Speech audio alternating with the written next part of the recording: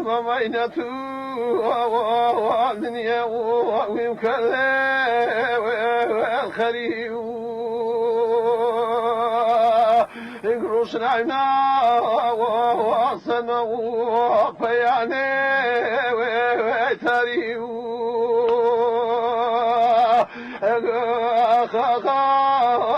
وغاديب إذ يمقو يجي ويعدي في يمشى والرقاو الدنيا بيبي وفا وخال عقبالي مرقاو يا غاديب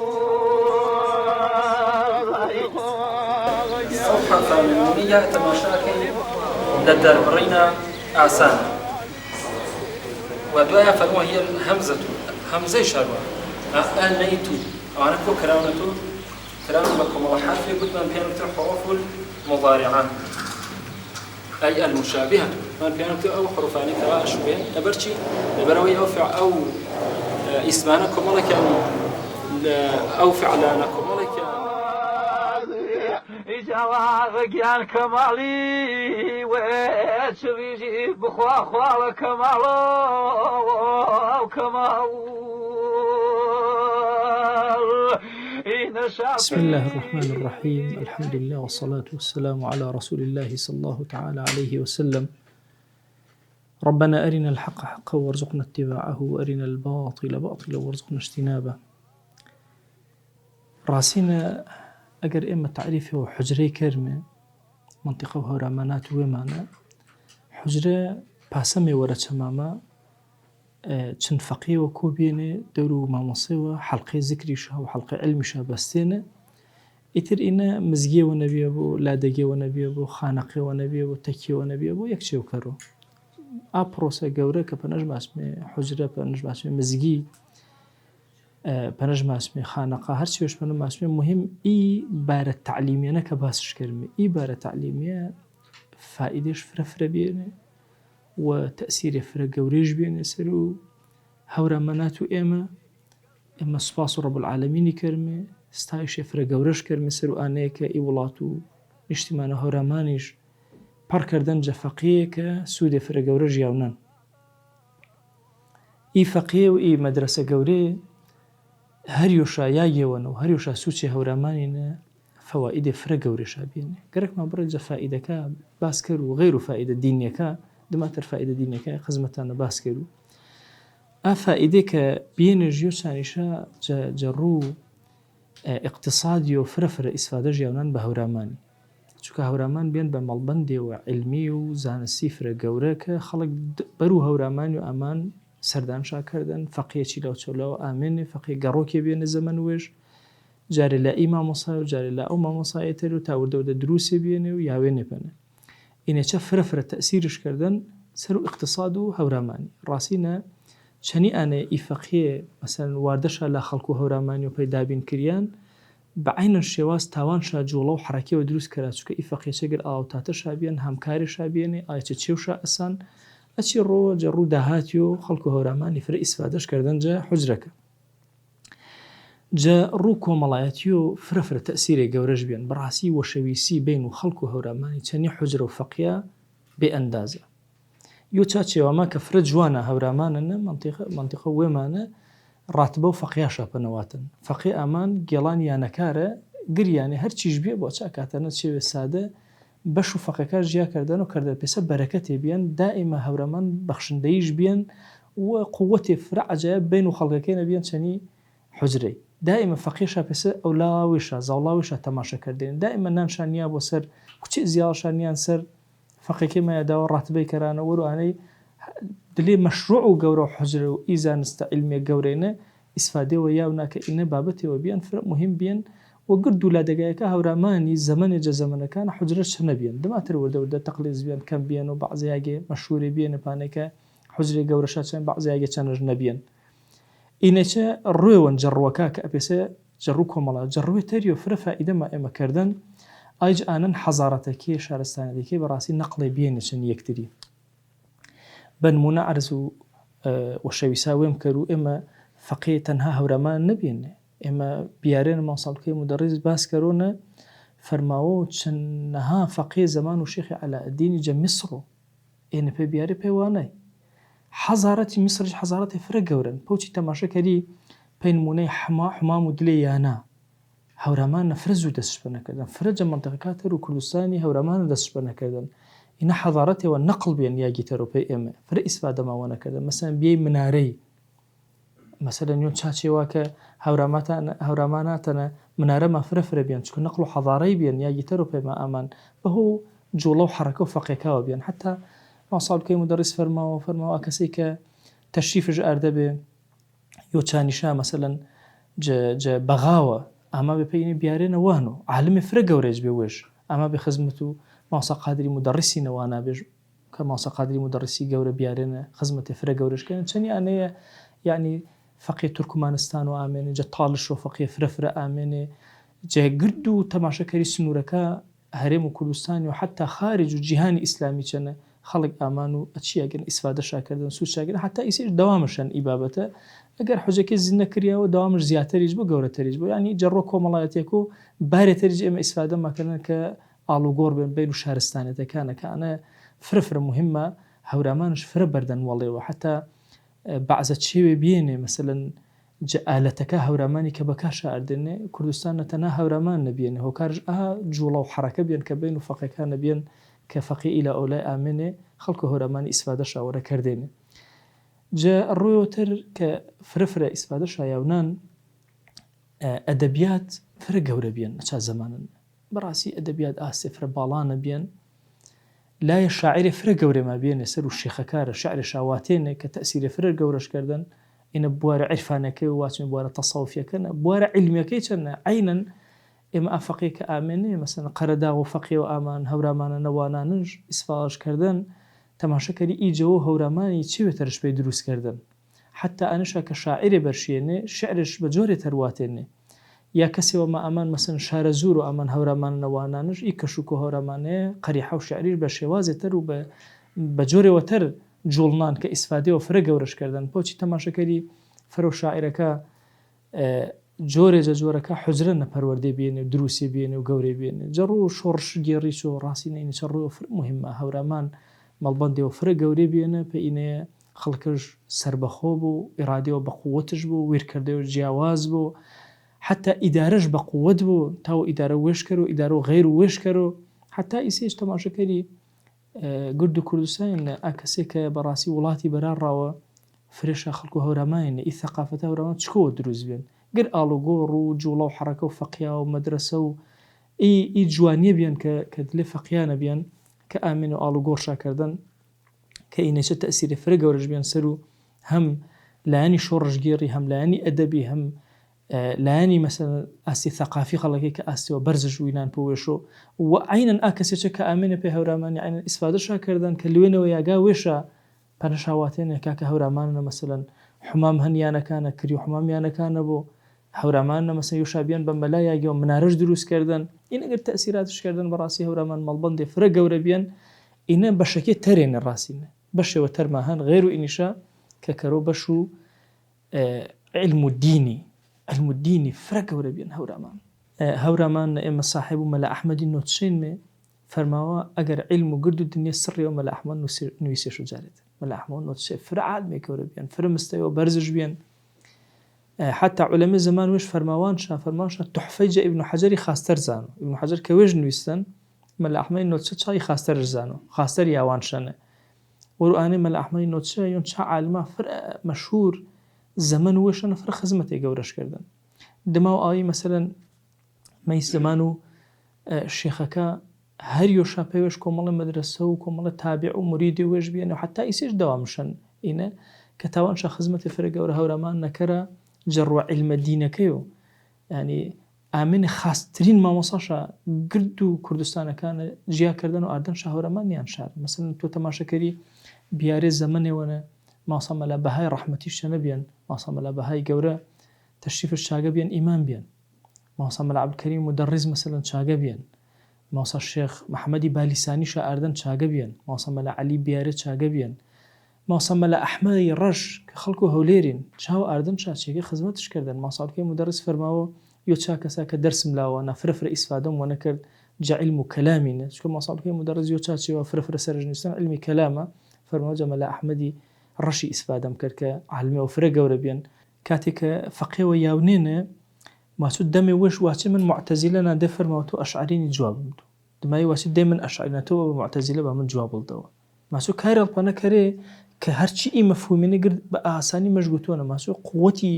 دیلالیش فرە بە قووەت بێ ماسا مەلا ئەحمەدی ڕەش فرەوتەری ئی عالمە گەورێ کە عالم و ئیسلامی و مەسەلەن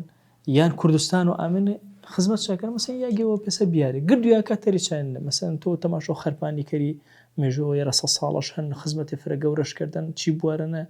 شێخ عەبدوڵڵا خزمەتی فرە گەورەشکردن وەش و وەچەکێش مەسەلەن ماسا مەلا جەلال و خوڕماڵی مەسەلەن خزمەتی فرە گەورەشکردن خوڕماڵەنە تاوانش مەسەلەن حوجرە و مەدرسە و فەقێ دروستی کەرە و پەروەردەکەرە و خەرمانە فرە گەورەشکردن مەسەلەن مەریوانەنە جەناب و مەلا ئەبوبەکری مصەنیفی لە چۆڕێ مەسەلەن ئامان ڕاستینە خزمەتی فرە گەورەشکردن ئێنە گرت ئی خزمەتی گێراوە سەر و ئانەیە کە ئایا هەورامان وەش چ تەئسیرێ وەشکردن سەر و فەقێکاش چ جەڕ و علمی دینی و فەقێکەیە چەند تەئسیری علمی شابیان چکە گردمای پەخشێ بێنە گرد و کوردستان و خزمەت شاکردن و بڵاوێ بێنێ و هەرمانی فرە گەورە شاکردن خواهید سلمی مکاو شیرین شاوای علی و مصفله خکاو و خکاو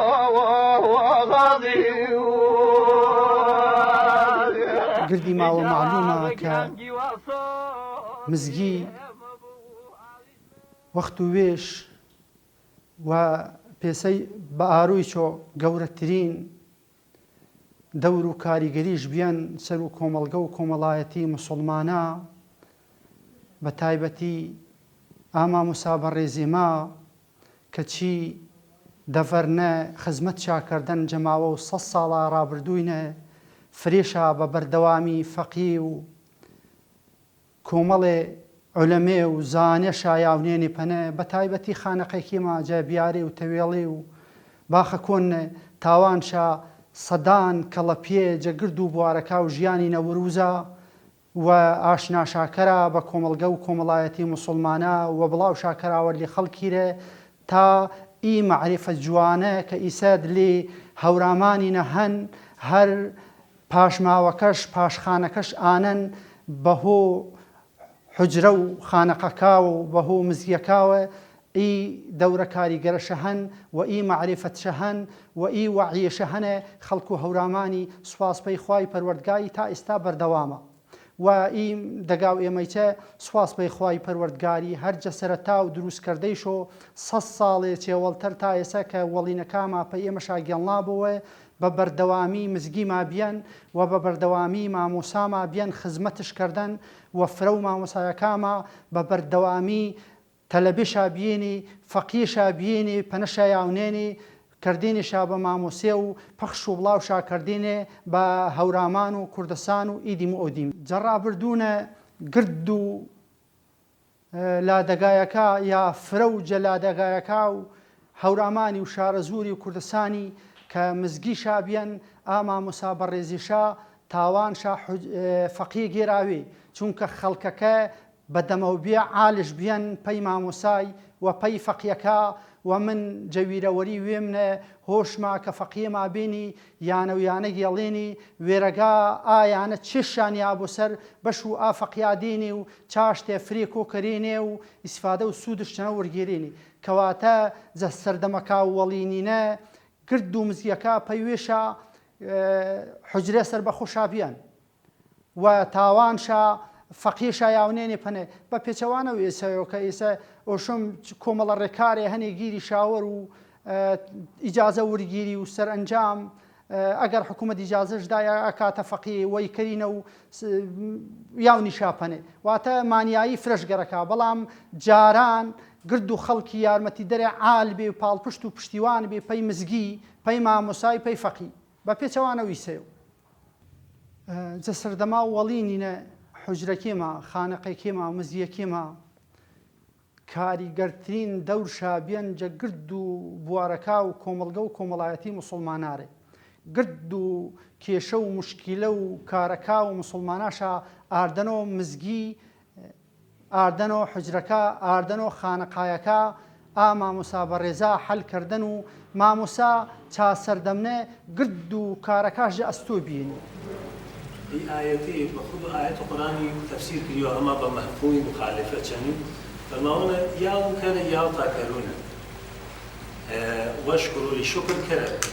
ولا تكفرون كفر ما كره يعني شكرانو يقولون نعماتية كره جنو آياتك شنو فما هنا أعرض عن ذكري فإن له معيشة ضنكا هكذا ليزي خوا دوري بكاتو بمفهوم مخالفة یاگی که وش کریونه یاگی و فقط به معرفتی و به فیربیشتی زانستی آینی نیه بلکو به کمالایتیا به پرورده کرده انسانی ساق و سالم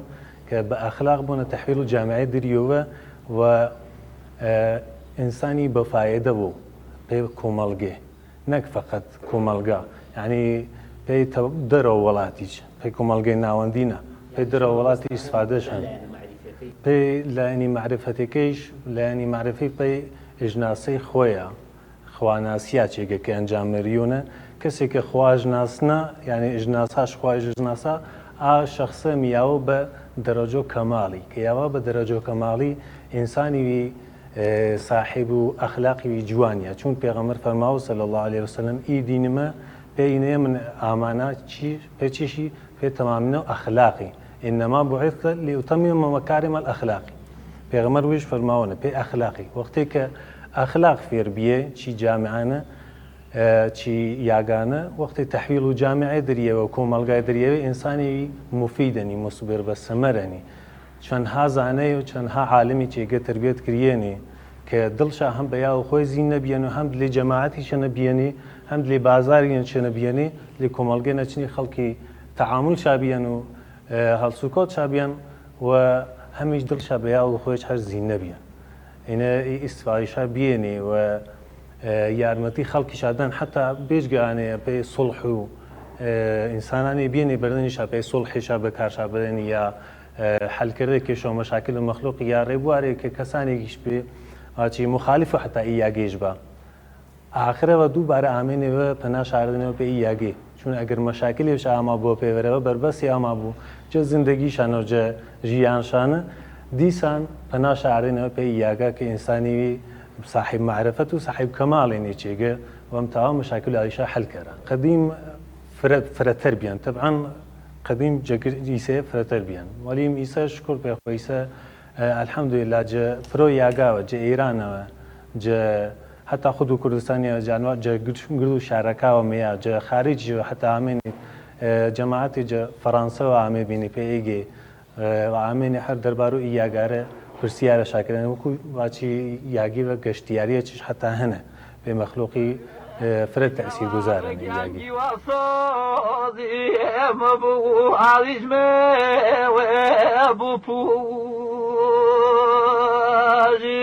هیچ کس مرگیجی بخوانه بفیرانو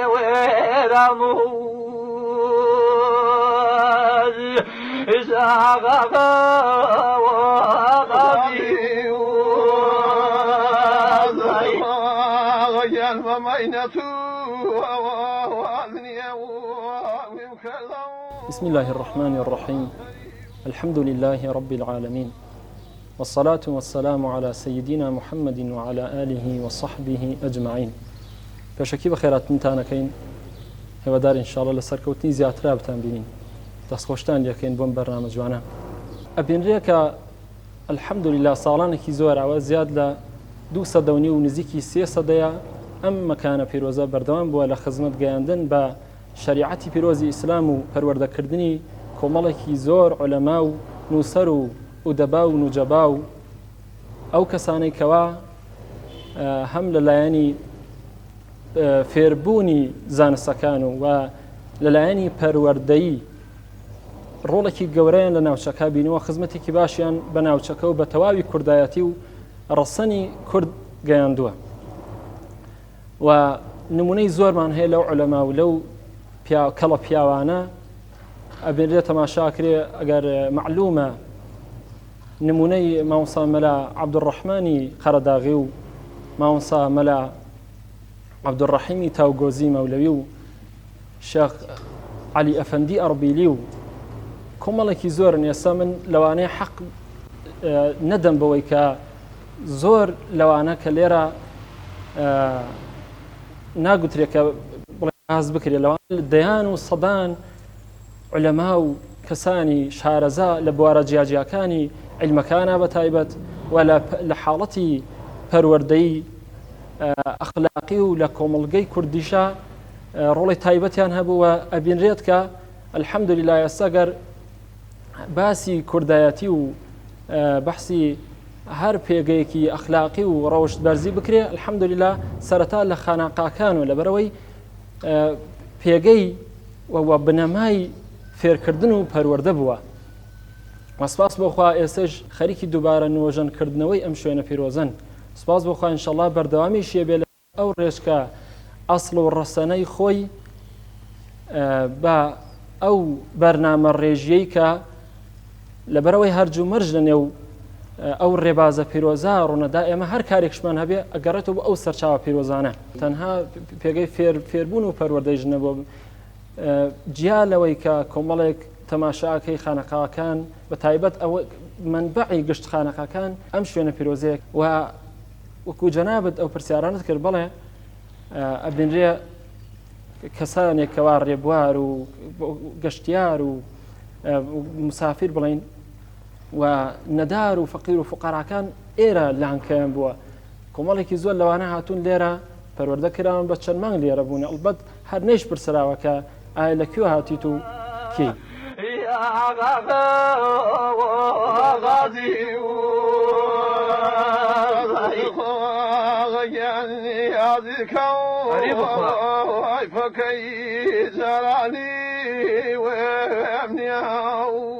لە ڕاستیە خانەقاکان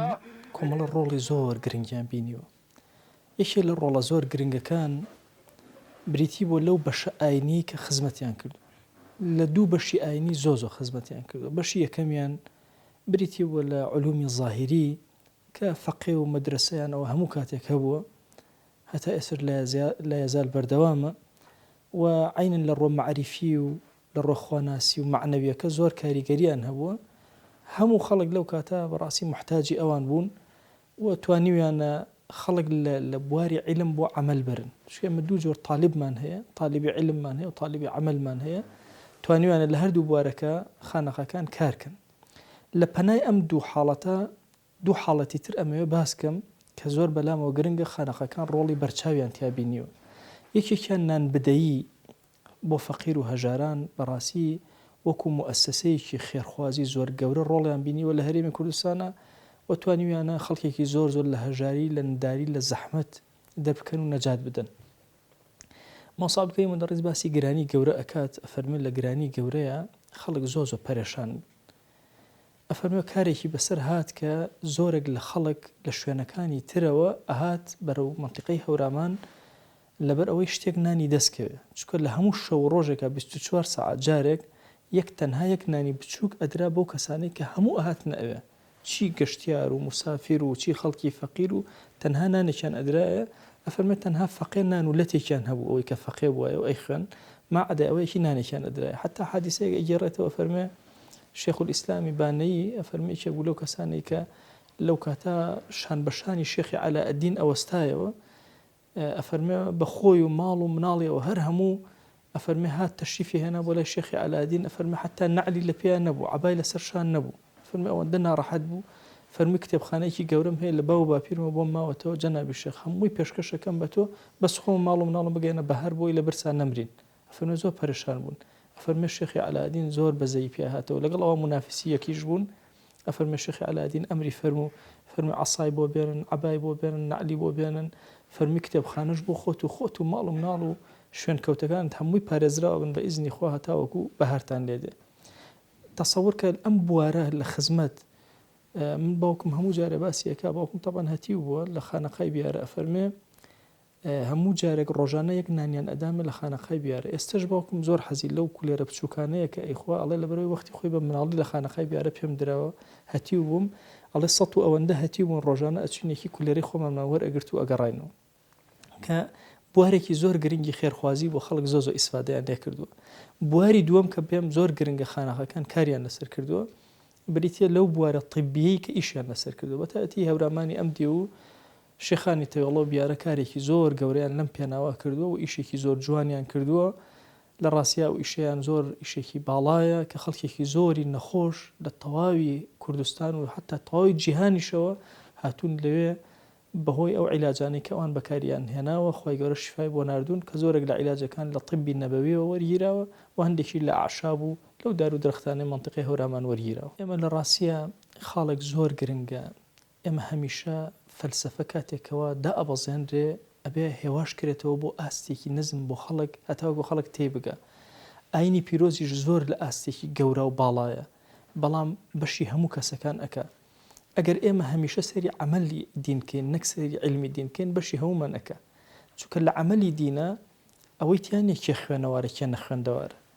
کێ زیاتر کارەکە بنمونە مەلایەک ئەبینی مەسەلەن ذیکرەکان دوای نوێژ ناخوێنێ پیاوێکی سادە لە مزگەوت ئەبینی ئەی خوێنی لای خوا فەزلی ئەو گەورەتر لەو با علمیشی زیاتر بێ باسی عیلمەکە نیە باسی عملەکەیە لەوە چ لە عیلمەکە ئەو فەزلی لەو زیاترە بەس لە عملەکە ئەم لەو گەورەتر بوو لای خوا بۆیە ئەم شێخانەی منطقەی مەسەن هەورامان بە تایبەتی هاتوون ئەم بابەتیان زۆر سادە کردوتەوە لە ناو خەڵکە هاتوون بە کۆمەڵە کەلیماتی زۆر سادە ئەم پەیامە گەورانیان هێواش کردوتەوە هێناوەتە ناو دڵی خەڵکەکەەوە هەموو خەڵکیان لەگەڵ خۆیان ناجوڵاندووە ئەمەش زۆر تەسیرێکی گەورەی هەبووە کە طالبی عمل زۆر زیاتر بوون لەو زەمانە لە طالبی علم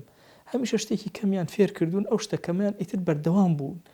بۆیە سێرەکەی ئێستەش ئێمە خەڵکێک ئەبینی لە منطقەی هەورامان مثلا لە هەموو عمریە هەموو دووشەمان و پێنجشەمان بە ڕۆژوو بووە لەبەرەوەی جارێک شێخ پێوتە دووشەمان و بە ڕۆژ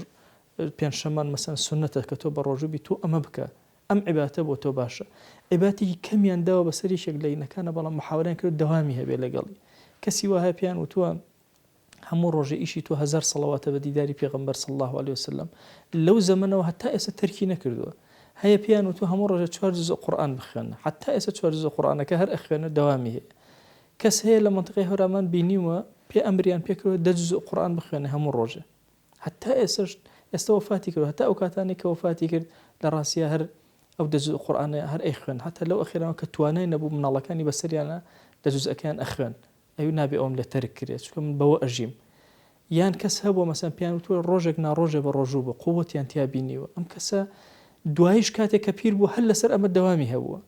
بۆیە هاتوون دینداریان قرس نەکردو لەسەر ئاستی خەڵک شتێکی کەمیان داوە بەسەر خەڵکە بەڵام دەوامیان داوەتێ و پێغەمبەری صلی الله عليه و سلم فەرمی خەیر الأعمال أدومها وإن قل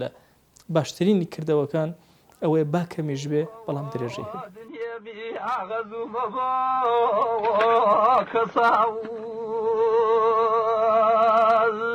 هەبێ وشويفا وانا يو اغبش ناسو بخاو اذا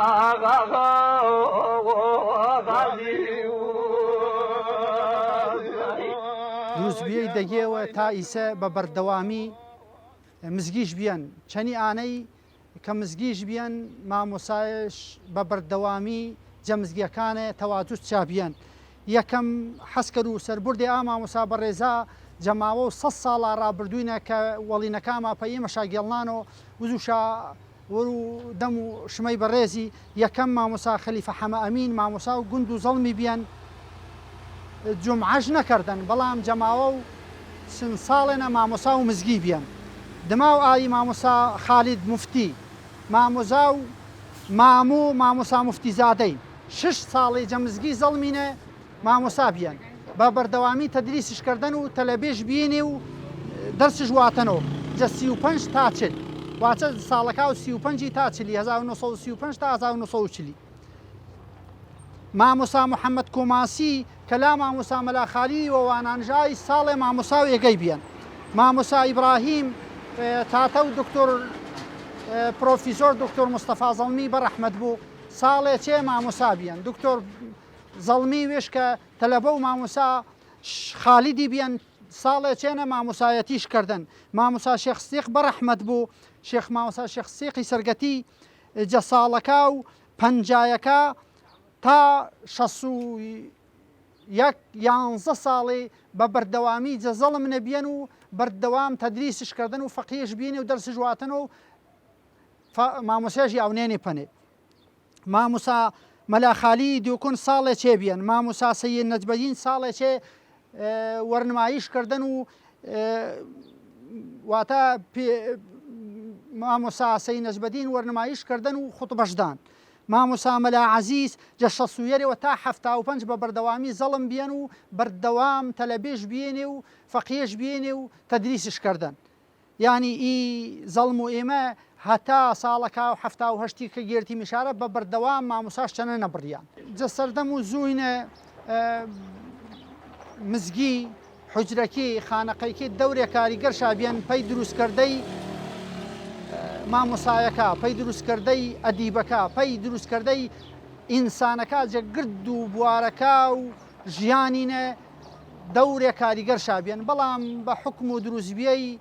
زانکۆکا و مەکتەبەکە و وانای بی بە حکومی ئیتر وردە وردەی خەڵک سەردبیۆ و زاوڵەکەش بەرە وانای حکومی کیاستێ و بە کەمێ خەڵک ڕەنگە ڕێگن و ئێستا زارۆکەش کیان و پەی فەقیەتی و پێی وانای و کەڕۆژ بە مامۆسا کە کریایش بە مامۆسا سەرنجام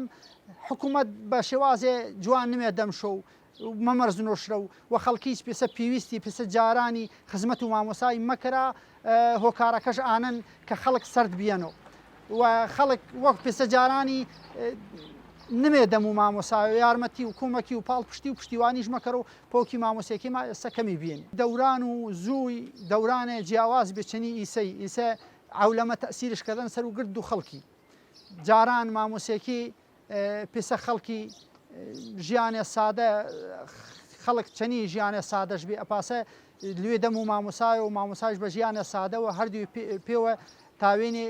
بە دڵوەشی و ئاسوودەی و کامرانی ژیان بەسەر بەرا بەڵام ئیسە دەوران پاسەش سەر ئامان گرد و خەڵکی کەوتەن منافەسە و یوترینی منافەسێەوە کێبەرکێوە ناشەریفانە و سەبەبش بیان بەهۆ ئانەی کە مامۆسا دەورێ چانەش نەمەنن لێ کۆمەلگانە یا دەورە کاریگەری پێسە جارانیش نەمەنن بەهۆ مەشغوڵبیەی خەڵکیوە بەهۆ ئی عولەمەیەوە کە ئامان بەهۆ ئی گردوی علامی کە تەسیرێ خراپشکردن سەر و فرە و ئینسانەکە جا ڕۆژگار و تەمەن و ئی سەردەمینە مزگی مەڵبەندێ بیان پێگەوە بیان خانەقەیەکی هەورامانی پێگەوە بێنێ پەی یاونای پەنەی ئینسانەکە جەگرد و بوارەکە و ژیانیرە هەزاران کەڵە پێشە جەگرد و بوارەکە و ژیانی نەیاونێنێ پەنێ جەبوار و ئەدەبینە جەبوار و فەلسەفەینە جەگرد و بوارەکە و ژیانینە خانەقەیەکی حجرەکی مزگیەکی تاوانشە خەڵکە کە یاوان پەنە و عیلم و زانیاری و زانینیش بوویان جە هەر بوارە جەبوارەکە و ژیانینە بەرەو پێشکەوتەی لوان جە حجرەکە و خانەقەکە و مزگەکانە بەرشیە وەخت و وێش مامۆسا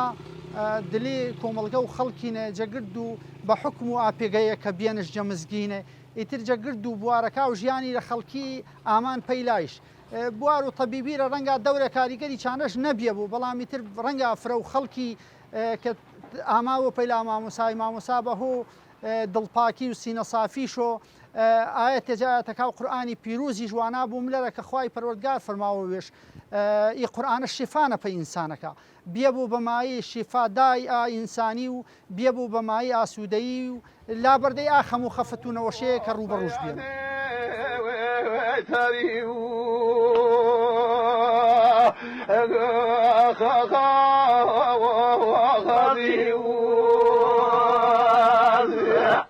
زيام قول يجي ويعدي في يمشى والقاو يبي وفي وخال عاقبة مرقاو يا غازي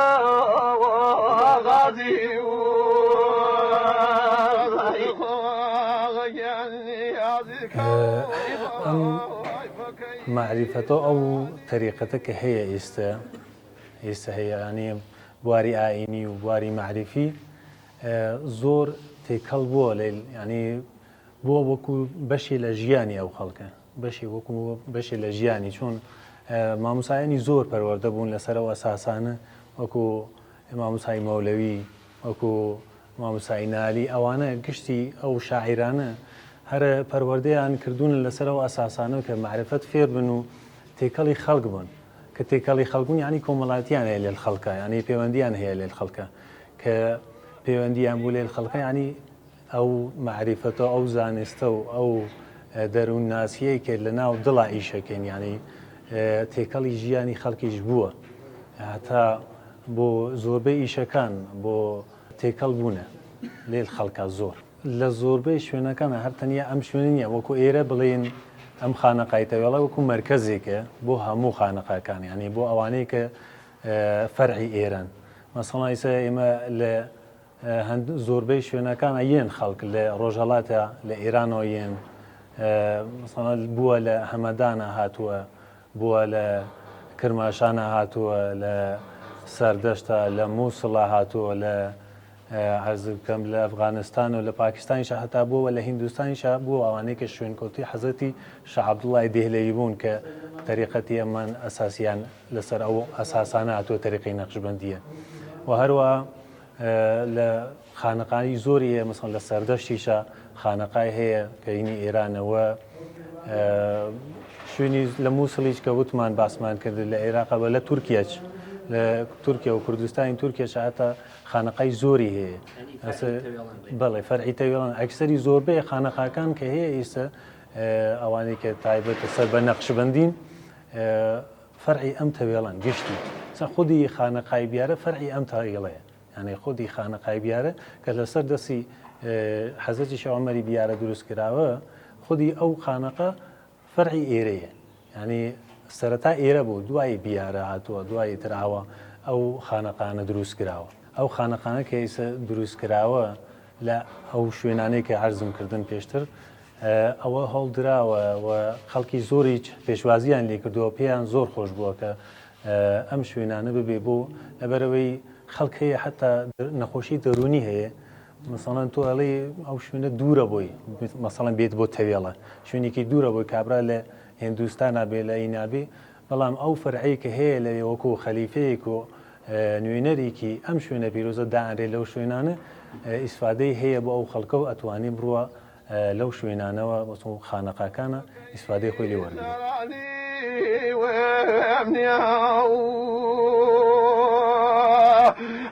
وكذا وني يراني ويمنعه وخخا وغاضي جواغك يا كمالي وتشريجي بخوا خوا كمالو وكمال